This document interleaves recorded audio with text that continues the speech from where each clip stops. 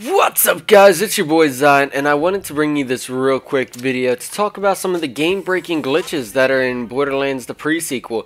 It's actually getting a little ridiculous. The first game-breaking, wow, I can't talk this morning, game-breaking glitch I wanted to talk about is the non-respawning bosses. And the thing is, there's a lot of enemies, and those of you who have played Borderlands 1 or 2 know that a lot of drops are actually linked to certain enemies. Now, this is fun because in Borderlands 2, almost everyone you did for a side mission respawned, and you could go ahead and farm them, and things were great. Well, in Borderlands the pre-sequel, they had things like the Skull Smasher, which is a legendary sniper, tied to enemies like Nell, that once you're done with the mission, you can't go ahead and farm for it. Same with like the Shooting Star, and oh golly, what did I get into? Let's see how long I last with this. But same with like the Shooting Star and everything basically tied to like a side mission. Most of the enemies do not respawn. Just like there's also weapons that drop during the Suitor mission for Nina. Now, this kind of ruins the whole thing, because if some of the best weapons and gears are tied to enemies you fight either during the main mission or during side missions, but they don't respawn, like even certain story bosses don't respawn.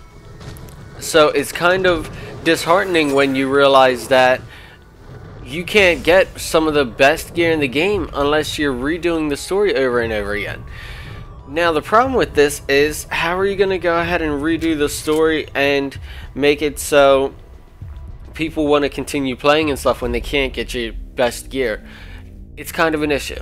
Now to go ahead and move on to, and just to go back to that first issue, they're already working on a fix for it. There's no way in hell they're going to go ahead and make it so none of their bosses that has legendary gear or unique gear tied to it is going to be like a one and done kind of thing.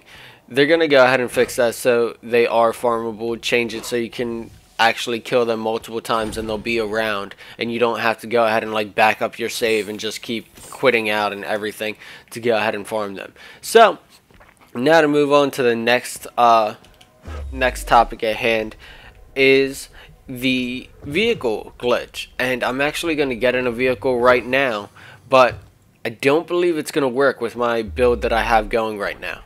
I know it works for a Claptrap, where he has increased magazine size, things like that work great for him, but for me it doesn't work. It's just one of those game-breaking glitches. If it happens to you, it sucks.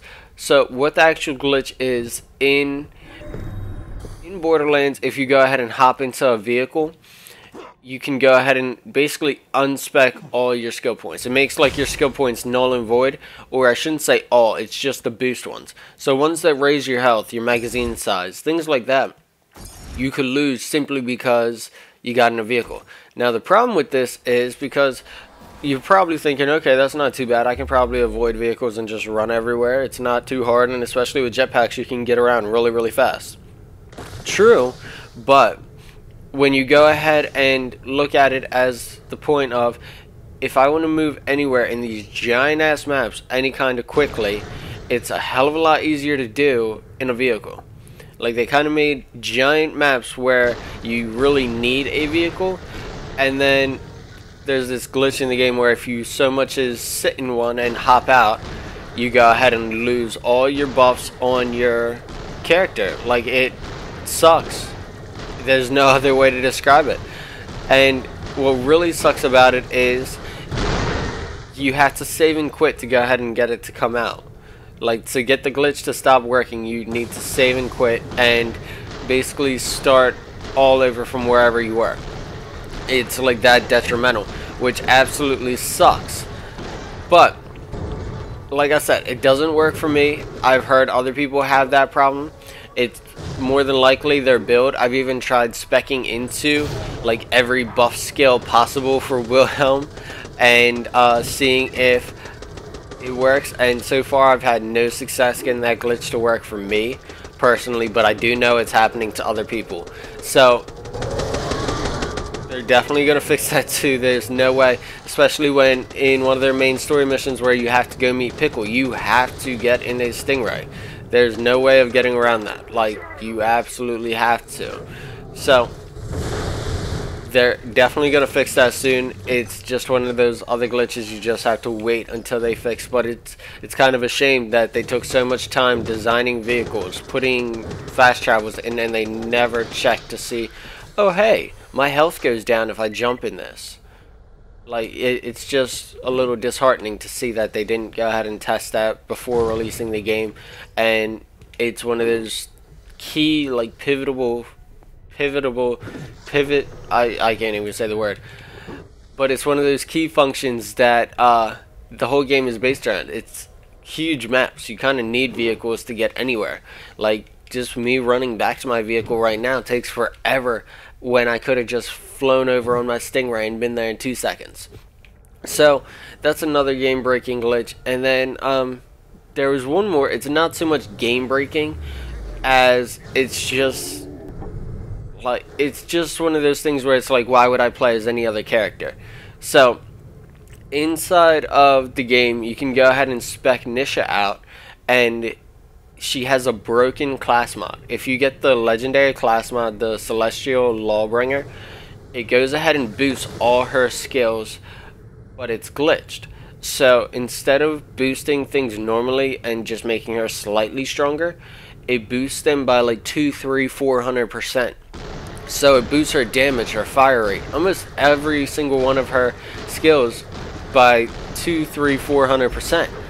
And makes it so, why would I want to play as Wilhelm? Why would I want to play as Athena? I know Athena has a build similar to this, where Athena can basically be a melee build, kind of like, I wouldn't say like Krieg, where he was like a dominant melee build, because Zero was a viable build prior to this, and a lot of people still turn to Zero because of his deception. But she has her Shooting Star Ziphos build, where it basically makes it so if she looks at you, she can one-hit you. Like, if her shield is down and she has that roid damage, she can go ahead and one-hit you. But there's those two builds where it's like, why would I want to play as Claptrap? I haven't seen a amazing build of Claptrap, and I haven't seen a game-breaking build where I can just run in and one-hit a raid boss with Wilhelm. So why would I choose them over a broken skill tree where I can run through the game with a Shooting Star and Athena Ziphos and things get like ridiculously easy? But that's my rant for today, guys. Those are just a couple of the glitches that I wanted to bring up and get you guys' opinion on, especially like the character ones. Do you think they should take them out? Do you think the Shooting Star is going to be like the Bee from Borderlands 2, where they realize, hey, it has so much roid damage, and paired up with this, it's just godlike, let's nerf it? I don't know. I'm not asking for a nerf of the Shooting Star, but I'm saying give the other classes a viable way to go ahead and give the other classes a viable thing. Like, you have the Celestial Lawbringer for Nisha, you have the Shooting Star Ziphos build for Athena. Like, why don't you go ahead and bring out something where it's like Wilhelm gets a crazy buff for being fucking Wilhelm? Like, instead of having one wolf, he has two wolves.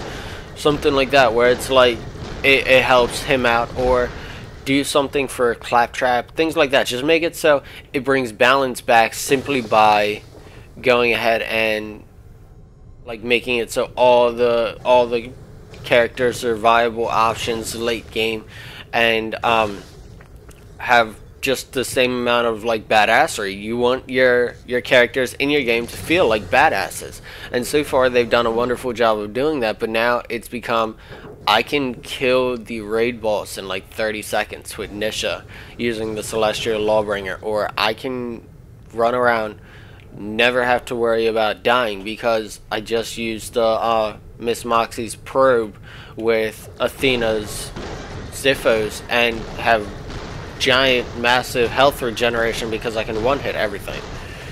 But that's the end of my rant, guys. Sorry it went on for so long. Hope you guys enjoyed the videos. Let me know what you guys think. Do you think they should do any nerfs or buffs or anything to some of the builds, like the Shooting Star or the Celestial Lawbringer? Do you agree they definitely need to fix the vehicle glitch and make enemies respawnable, which they're already working on? Let me know. Let me know down in the comments section, and make sure to like the hell out of this video and subscribe for more. I'm going to be pumping out a lot more Borderlands videos. I've been slacking on it lately with all the stuff I wanted to bring out for Destiny, but I'll see you guys later. Peace.